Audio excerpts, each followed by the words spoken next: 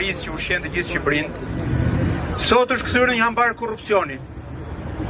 Fusha që prodhon të ushqim sot shndërrohet në shkëndëtir, sepse toka bujqësore që po jepet klientëve qeverisë për panele fotovoltaik. Po sot në 2025-ën, a dini kush janë më të guximshëm? Çfarë është më e guximshme, më thoni ju, të ikësh apo të rrish në këtë vend? Të rrish në vendin më të korruptuar, më të varfër, edhe më të vjedhur, më të padrejtë të Evropës.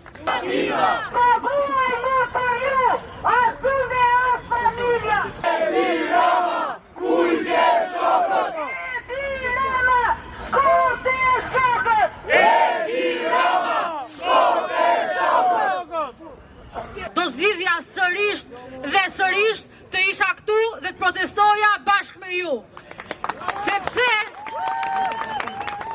Sepse o populli im, çdo ditë që kalon, çdo ditë është një ditë më shumë që na rëmbehet nga maskarejnë me pushtet. Është një ditë që na e marrin dhe na zhvasin ditë edhe natë, pa pushim, për pasuar veten e tyre dhe shokët e tyre. Të fundit në liri. Ne e kemi thirrur sot këtë protestë që t'i kërkojmë 139 parazitëve brenda këtij institucioni që një ditë ta bëjnë detyrën e tyre.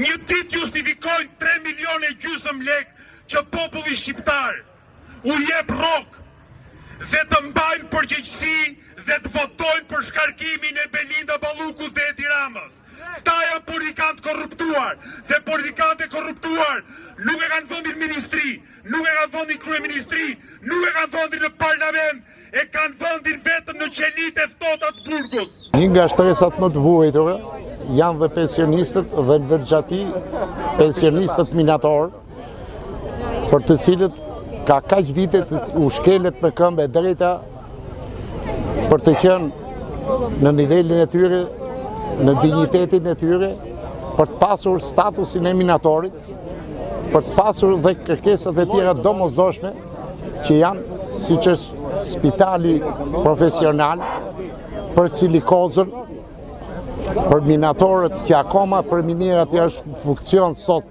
siç janë metaloferët. Qeveria jonë është e para qeveria absurde dhe irracionale. Ja u merr lekët, i shvat njerëzit më të varfër të Europës, i shvat pensionistët me pensionet më të ulta të Europës, i shvat punëtorët me pagat më të ulta të Europës dhe ku i çon paret?